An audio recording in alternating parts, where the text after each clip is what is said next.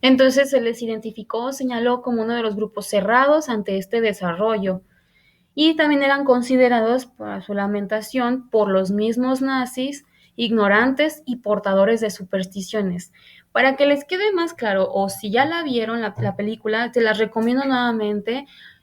Si ya la vieron, de todas maneras, vuelvan a ver porque es importante e interesante que atiendan, le pongan atención a los discursos de este personaje supremacista y abusivo llamado Frollo, quien cría a Quasimodo, cómo le tiene obsesión, resentimiento y odio al pueblo gitano. Entonces es importante que le pongan el ojo, le pongan atención, cómo también ha sido uno de los grupos oprimidos al mismo tiempo que los judíos en el caso de los nazis y seguramente otros grupos europeos.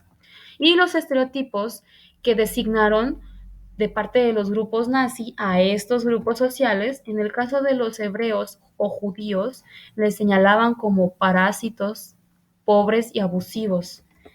Incluso en el caso de los gitanos los denominaban como pueblo inferior.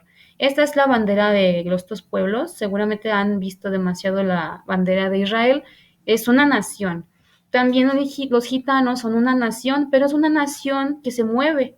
No tiene un territorio necesariamente establecido como México a lo mejor, o como Colombia, o como como España, pero tienen una identidad que se mueve. Entonces, esta es su bandera y se las pongo para que la conozcan. Y ellos eran tachados como gente indeseable para los nazis, que también incluían presos de guerra o desertores soviéticos, que eran personas que pensaban como los comunistas o piensan muy parecido, y los testigos de Jehová. ¿Por qué? Porque tenían una religión distinta y, como vimos en las características del fascismo, no seguían el rebaño que buscaban que el Estado estuviera dentro del estándar. Entonces, los arios buscaban supremacía blanca, y esto viene en la página 91 de su libro. Por otra parte, en 1934, ya que se está entendiendo quién es quién, en 1934 muere Paul Hindenburg y Adolfo Hitler se convierte en el Führer del pueblo alemán. Esto pasó en 1934. Este es Paul von den Hindenburg, que fue el entonces presidente o Kaiser, ya lo habíamos visto. Primero, recuerden, fue el fundador de este pensamiento de la supremacía blanca, fue Guillermo I en 1871, recuerden. En 1918 estaba Guillermo II, el Kaiser de Alemania, sigue Paul von Hindenburg en 1920 y tantos al 34 y surge Adolf Hitler en 1934 hasta 1945. Entonces, así comienza la historia de la persecución nazi con uno de los fundadores pues más criticados y seguramente más polémicos de la historia del mundo y humana. En 1935, es decir, un año después, comienza el año del odio. Todavía no comenzaba explícitamente, pero ya después comienza a visibilizarse y a hablarse abiertamente de este odio hacia los judíos y creciendo la persecución. ¿Qué quiere decir? Creciendo los arrestos, creciendo la caza de los judíos.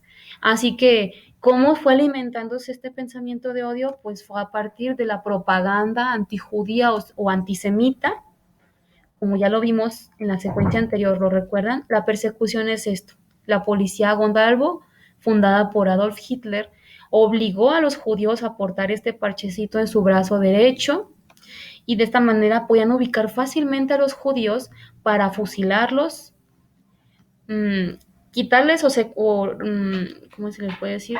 Asaltar sus pertenencias y señalarlos. Y esto fue a partir de la propaganda, es decir, de los medios de comunicación que promovían el amarillismo de los judíos, como se puede ver en estas fotografías. Tanto folletos, películas, revistas, periódicos, todo de forma caricaturesca. Y esto fue idea de Joseph Goebbels. Él fue un ministro nazi de la propaganda, es decir, que por sus ideologías de supremacía blanca él promovía esto y no sentía culpa alguna y probaba de forma negativa y caricaturesca los males que supuestamente generaban los judíos, es decir, dibujaban que ellos secuestraban,